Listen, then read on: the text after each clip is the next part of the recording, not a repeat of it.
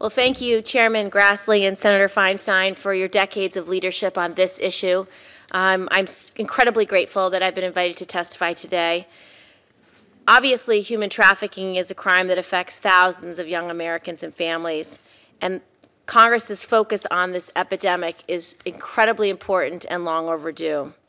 We have a number of excellent proposed pieces of legislation that has been described by Senator Klobuchar and Senator Cornyn and Senator Feinstein, and each of those proposals focus on the criminal justice part and law and order part of the problem, which I think is absolutely necessary and important.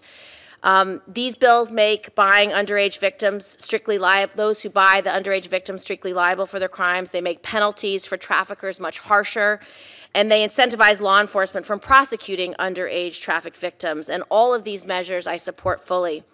I want to amplify what Senator Collins began to discuss, some of the problems that happen before and after that result in these young people being trafficked. I want to focus specifically on some of the vulnerabilities that lead these girls and boys to become trafficked victims and how vulnerable they are even when they are able to escape their pimps and escape captivity. It is a very broad-based problem.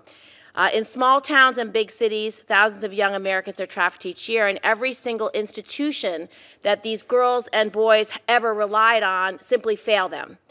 So their families fail to protect them, their schools fail to protect them, the foster system fails to protect them, and our laws are failing to protect them.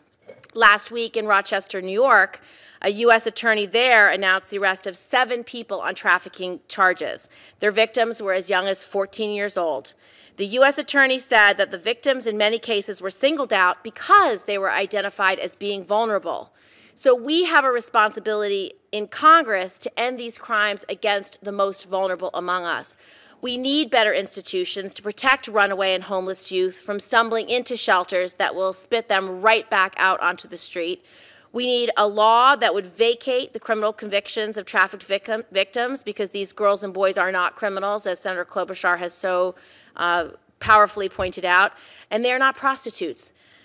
They are victims who deserve a chance to live a fulfilling life, and we have to protect these young Americans. I want to close by telling you the story of just one young woman named Ashley, who is here with us today. When Ashley was 12, she ran away from home and lived on the streets. She went into a foster care home, but the trafficker found her and started selling her. Ashley went out every night and risked a beating if she didn't take home at least $500. When the police finally found her, she was arrested on charges of prostitution and solicitation. She was 13 years old. For the next 6 years, Ashley bounced between sexual predators who continued to traffic her. She ended up in New York City with a violent pimp.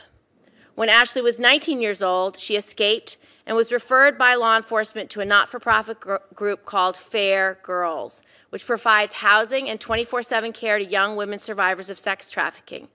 Ashley now has a bank account, a little bit of savings, and she's enrolled in a community college and is looking for a job.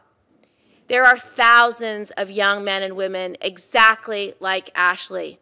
So we must do our job here in Congress to do everything we can to help our victims of human trafficking live fulfilling lives. Thank you.